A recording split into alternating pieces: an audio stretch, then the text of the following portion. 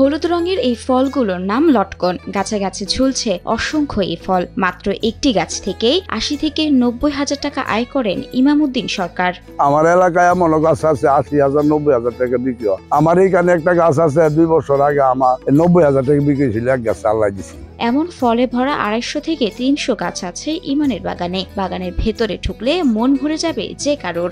আমার গাছ বোধ হয় ২৫০-৩০০ মতো হইতে পারে। দেশের মাটিতে হওয়া এই লটকন ইউরোপ ও এশিয়ার বিভিন্ন দেশে পাঠান এই কৃষক। এই মালটা এখন ইউরোপ এশিয়াতে যায়, দেশের চাহিদা মিটে বাহির দেশে পাঠান যায়। গাছের গোড়া থেকে শুরু করে ডালাপালা থোকায় থোকায় ঝুলে আছে লটকন। ডালায় ডালায় ফল আসলে এটা একটা বিরাট একটা সৌন্দর্য আর মাছও কমায় দেয়। দীর্ঘ ৪০ বছরের বেশি সময় ধরে লটকনের আবাদ করে আসছেন ইমামউদ্দিন। বর্তমানে তার ভান্ডারে প্রায় ৮০ প্রজাতির লটকন আছে। ৪০ বছর আগে লাগানো আরম্ভ করছি, আজ অবধি আমি লাগাইতে আছি, কারণ এটার মধ্যে লাভজনক বেশি। আমার নার্সারির মধ্যে আপনার ৮০ প্রকারের চারা আছে। বাজারে আকার ভেদে এই লটকন বিক্রি হচ্ছে ৭০ টাকা থেকে ২০০ টাকা কেজি পর্যন্ত। এখানকার মাটি ও পরিবেশ উপযোগী ও কম খরচে লাভ বেশি হওয়ায় দিন দিন কৃষকরা ঝুঁকছেন লটকন চাষে। অত্যাধিক দাম লটকনটা ১০০ টাকা, ১২০ টাকা, ৫০ টাকা কেজি আছে, ২০০ টাকা কেজি বিক্রি হয়, ২৫০ টাকা কেজি মানে পাইকারি বিক্রি হয় আর কি। জীবনের সব আয়োজন এখানে একসাথে।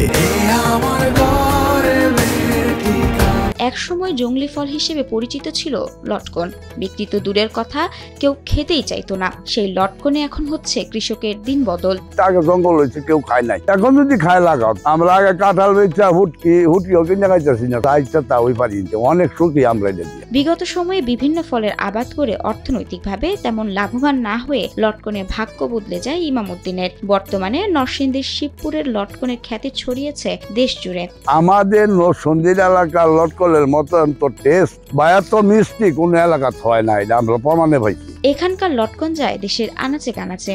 নরসিংদীর লটকন পুরা বাংলাদেশে যায়। আগে শুনতাম লটকন কি জিনিস এরা চিনে না, এমন এলাকা আছে, কিন্তু অনেক আনাচে কানাচে সব জায়গায় পৌঁছায় নিয়ে ব্যাপারীরা। এদিকে দেশবাসীর কাছে গাছ রোপণের আহ্বান জানান ইমামউদ্দিন। আমি দেশবাসীর প্রতি অনুরোধ রাখবো, তরুণ প্রজন্ম যিনি আছো তোমরা সবাই চারা লাগাইবা।